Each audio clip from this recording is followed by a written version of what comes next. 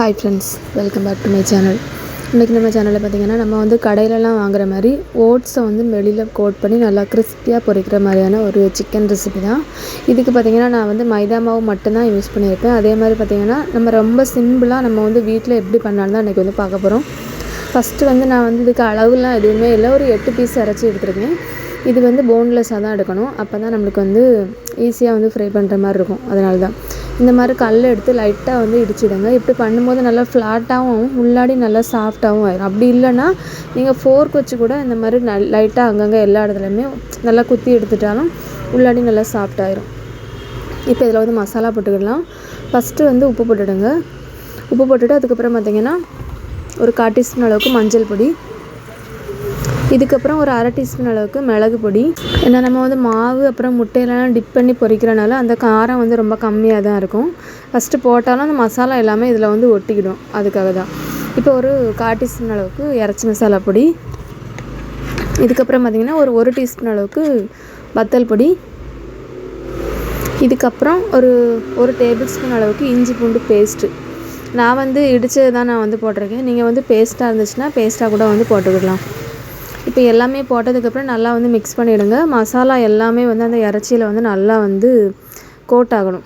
இது கோட் ஆனதுக்கப்புறம் பார்த்திங்கன்னா ஒரு 1/2 மணி நேரம் அப்படியே வந்து ஊற வச்சுருங்க. அப்போ தான் நல்லா டேஸ்ட்டாக இருக்கும், அதுக்காக தான். இப்போ எல்லாமே ஊறிட்டு இது அப்படியே இருக்கட்டும். இதுக்கப்புறம் நம்ம வந்து ஒரு பிளேட்டில் பார்த்திங்கன்னா ஓட்ஸ் வச்சுருக்கேன். இதுக்கப்புறம் மைதா மாவு, அப்புறம் ஒரே ஒரு முட்டையை மட்டும் லைட்டாக அடித்து எடுத்துடுங்க. இப்போ நம்ம வந்து எல்லாமே டிப் பண்ணி எடுத்துக்கலாம். ஃபஸ்ட்டு வந்து பார்த்திங்கன்னா மைதா மாவில் வந்து நல்லா வந்து கோட் பண்ணிவிடுங்க. கோட் பண்ணதுக்கப்புறம் பார்த்திங்கன்னா நம்ம வந்து முட்டையிலே லைட்டாக வந்து ஒரு வாட்டி கோட் பண்ணிவிட்டு திரும்ப பார்த்திங்கன்னா ஓட்ஸில், இவ்வளோ தான். இதே மாதிரியே வந்து எல்லாத்தையுமே ஃபஸ்ட்டு வந்து ரெடி பண்ணிவிடுங்க. இப்போ பார்த்திங்கன்னா எல்லாமே ரெடி பண்ணியாச்சு. நான் வந்து சிங்கிள் கோட் தான் கொடுத்துருக்கேன். இப்போ எல்லாம் ரெடி பண்ணதுக்கப்புறம் பார்த்திங்கன்னா அடுப்பில் வந்து எண்ணெய் பற்ற வச்சுருக்கேன். ஒரு மீடியம் ஃப்ளேம்லேருந்து கொஞ்சம் அதிகமாக வச்சுடுங்க தீயை வச்சுட்டு இப்போ வந்து எல்லாத்தையுமே போட்டு பொரிச்சு எடுத்துடலாம். ரொம்ப தீயை கூட்டி வச்சா வெளியில் வந்து நல்லா கருகுன மாதிரி தான் வரும், அதனால தான். இப்போ எல்லாமே போட்டாச்சு. போட்டதுக்கப்புறம் பார்த்திங்கன்னா ஒரு சைடு வந்து நல்லா வந்து குக் ஆகிருக்கும். இப்போ நம்ம வந்து திருப்பி போட்டுக்கலாம். திருப்பி போட்டுட்டு பார்த்திங்கன்னா அந்த கொஞ்சம் லைட்டாக அந்த கோல்டன் ப்ரௌன் கலர் வரது வரைக்கும் நம்ம வந்து திருப்பி போட்டு நல்லா வந்து குக் பண்ணி எடுத்துக்கலாம். அப்போ தான் வெளியில் வந்து நல்லா கிறிஸ்பியாக இருக்கும், உள்ளாடி நல்லா சாஃப்டாக இருக்கும், அதுக்காக தான். இப்போ வந்து எல்லாமே வெந்துட்டு இதை வந்து நம்ம வந்து அடுப்புலேருந்து எடுத்துடலாம். டேஸ்ட்டு பார்த்திங்கன்னா ரொம்பவே நல்லா இருந்துச்சு. நம்ம வந்து கடையில் வாங்குறத விட வீட்டிலே நம்ம வந்து பண்ணும்போது ரொம்பவே நல்லாவும் இருந்துச்சு.